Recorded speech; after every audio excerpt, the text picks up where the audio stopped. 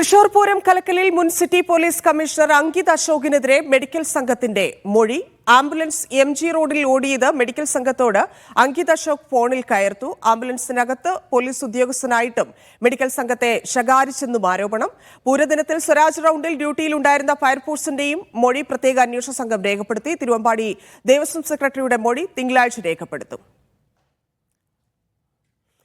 അഖിൽ ചേരുന്നുണ്ട്. അഖിൽ, ത്രിതല അന്വേഷണത്തിൽ ഏറ്റവും പ്രധാനപ്പെട്ടത് ഈ ഉദ്യോഗസ്ഥരുടെ മൊഴിയെടുക്കലായിരുന്നു. കാരണം അന്ന് തന്നെ അങ്കിത് അശോകിനെതിരെ നടപടി ഉണ്ടായിട്ടുള്ളതാണ്. ഇപ്പോൾ വരുന്ന മൊഴികളിലും അങ്കിത് അശോകിന് നേരെയുള്ള ഇല്ലെങ്കിൽ എതിരായുള്ള മൊഴികളാണ് വന്നുകൊണ്ടിരിക്കുന്നത്. ആരൊക്കെയാണ് മൊഴി കൊടുത്തിരിക്കുന്നത്, എന്തൊക്കെയാണ് മൊഴികൾ?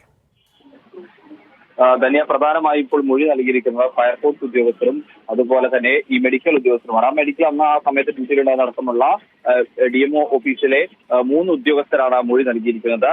അതിലാണ് ഇത്തരത്തിൽ അങ്കിത് അശോകിനെതിരെ വളരെ ഗുരുതരമായ ആരോപണങ്ങളും ഗുരുതരമായ തെറ്റുകളും ചൂണ്ടിക്കാണിച്ചിരിക്കുന്നത്. കമ്മീഷണർ ഫോണിൽ വിളിച്ച് ഭീഷണിപ്പെടുത്തി, അതായത് ഈ പൂരത്തിന്റെ പ്രശ്നം നടക്കുന്ന സമയത്ത് ആംബുലൻസ് ഈ MG റോഡിലേക്ക് കയറിയിരുന്നു. ആ കയറിയതിന്റെ പേരിലാണ് ചൂടായത്. പക്ഷേ ആ മെഡിക്കൽ ഉദ്യോഗസ്ഥർ ചൂണ്ടിക്കാണിച്ചൊരു കാര്യമുണ്ട്, അന്ന് എല്ലാ കാര്യങ്ങളും നിയന്ത്രിച്ചിരുന്ന പോലീസാണ്. പോലീസ് ഉദ്യോഗസ്ഥർ ഈ ആംബുലൻസിലുണ്ടായിരുന്നു. അവരുടെ നിർദ്ദേശപ്രകാരമാണ് ഈ ആംബുലൻസ് സഞ്ചരിക്കുകയും ചെയ്തിരുന്നത്. എന്നിട്ടും ഞങ്ങളെ വിളിച്ച് ഭീഷണിപ്പെടുത്തി. കൃത്യമായി മെഡിക്കൽ സംഘത്തിന് വേണ്ട സൗകര്യങ്ങളൊന്നും തന്നെ പോലീസ് ഒരുക്കി നൽകിയിരുന്നില്ല. ആവർത്തിച്ച് പറഞ്ഞിട്ടും അവരൊരു നടപടിയും സ്വീകരിച്ചില്ല എന്നുള്ള ഒരു കാര്യമാണ് അവർ ചൂണ്ടിക്കാണിച്ചിരുന്നത്. കാരണം ഈ മെഡിക്കൽ സംഘങ്ങൾ ഈ പൂരത്തിന്റെ കുടമാറ്റ സമയത്തൊക്കെ ആളുകൾ ബോധരഹിതരാകുമ്പോഴും മറ്റ് ദേഹാസ്വസ്ഥങ്ങൾ അനുഭവപ്പെടുന്ന സമയത്തും ഇവരെ പുറത്തേക്ക് കൊണ്ടുപോകാനായി ഒരു പ്രത്യേക വഴി ഒരുക്കിയിരുന്നു. പക്ഷെ ആ വഴിയിലൂടെ ഈ ഗസ്റ്റുകളെയും VIP അടക്കമുള്ള ആളുകളെയും ഇലക്ഷൻ ഉദ്യോഗസ്ഥരെയും ഒക്കെ തന്നെ കൊണ്ടുവന്ന് ഞങ്ങൾക്ക് തടസ്സമുണ്ടാക്കി കൃത്യമായ ഒരു സുഗമമായ നടത്തിപ്പിനെ അടക്കം തടസ്സമുണ്ടാക്കുന്ന തരത്തിൽ പ്രവർത്തികൾ ചെയ്തു എന്നൊരു കാര്യമാണ് ഈ മെഡിക്കൽ സംഘം ഈ മൊഴി കൊടുത്ത മൊഴിയിൽ പറയുന്നത്.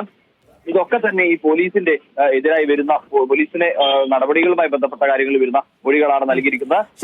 ഇതിൽ ഇനി വളരെ നിർണായകമായിട്ടുള്ള മൊഴി എടുക്കേണ്ടത് ദേവസ്വത്തിന്റെ ഭാഗത്തു നിന്നുള്ളതാണ്. കാരണം അന്ന് നൽകിയിരുന്ന ADGP നൽകിയിരുന്ന റിപ്പോർട്ട് അനുസരിച്ചാണെങ്കിൽ ഇതിൽ കുറ്റക്കാർ ദേവസ്വം എന്നുള്ള തരത്തിലേക്കൊക്കെയായിരുന്നു കാര്യങ്ങൾ പോയിക്കൊണ്ടിരുന്നത്. അപ്പോൾ സ്വാഭാവികമായിട്ടും അവർക്ക് എന്താണ് പറയാനുള്ളത്, ഇല്ലെങ്കിൽ അവരുടെ മൊഴി വളരെ നിർണായകമാണ് എന്നായിരിക്കും രേഖപ്പെടുത്തുക. തീർച്ചയായും, കാരണം ദേവസ്വം ബോർഡിനോടും എന്താണ് ചോദിക്കുക എന്നുള്ളതാണ് നമ്മൾ അറിയേണ്ട കാര്യം. അതായത് ഈ ഉദ്യോഗസ്ഥരോട് ചോദിച്ചാൽ സ്വാഭാവികമായി എന്തെങ്കിലും കണ്ടിരുന്നോ എന്നുള്ള കാര്യമാണ്. അപ്പോൾ സ്വാഭാവികമായും ദേവസ്വം ബോർഡിനെ എന്ത് ചോദിക്കും എന്നാണ് അറിയേണ്ടത്. എന്തായാലും ദേവസ്വം ബോർഡ് കൃത്യമായി തന്നെ തങ്ങൾ നേരിട്ട ബുദ്ധിമുട്ട്, അതായത് കമ്മീഷൻ അടക്കമുള്ള ഉദ്യോഗസ്ഥരിൽ നിന്ന് സംഭവിച്ച വീഴ്ചകൾ അടക്കമുള്ള കാര്യങ്ങൾ കൃത്യമായി ചൂണ്ടിക്കാണിക്കും, അക്കമിട്ട് നിരത്തും എന്നുള്ള കാര്യം തന്നെയാണ്. തങ്ങൾ അനുഭവിച്ച ബുദ്ധിമുട്ടുകളും പ്രശ്നങ്ങളും എല്ലാം സത്യസന്ധമായി പറയും എന്നുള്ള കാര്യമാണ് അല്പസമയം മുമ്പ് തിരുവമ്പാടി ദേവസ്വം സെക്രട്ടറി ഗിരീഷ് കുമാർ മീഡിയ മാധ്യമങ്ങളെ കണ്ട സമയത്ത് പറഞ്ഞത്. അദ്ദേഹത്തോട് ഇന്ന് എത്താനായിരുന്നു പറഞ്ഞത്. പക്ഷേ അല്പസമയം അദ്ദേഹത്തിന് ഒരു ഫോൺ കോൾ വരികയും തിങ്കളാഴ്ച എത്തിയാൽ മതി നിർദ്ദേശം നൽകുകയും ചെയ്തു. അപ്പോൾ തിങ്കളാഴ്ച എന്തായാലും ദേവസ്വം ബോർഡ് പറയുകയാണ്. അപ്പോൾ ഇനി കൂടുതൽ ആരുടെയൊക്കെ സുനിൽകുമാർ അടക്കമുള്ള ആളുകളുടെ മൊഴി രേഖപ്പെടുത്തുമെന്ന കാര്യമൊക്കെ വരും ദിവസങ്ങൾ അറിയും. അഡീഷണൽ SP തൃശൂർ റൂറലിലെ അഡീഷണൽ SP-ക്കാണ് അന്വേഷണ ചുമതല.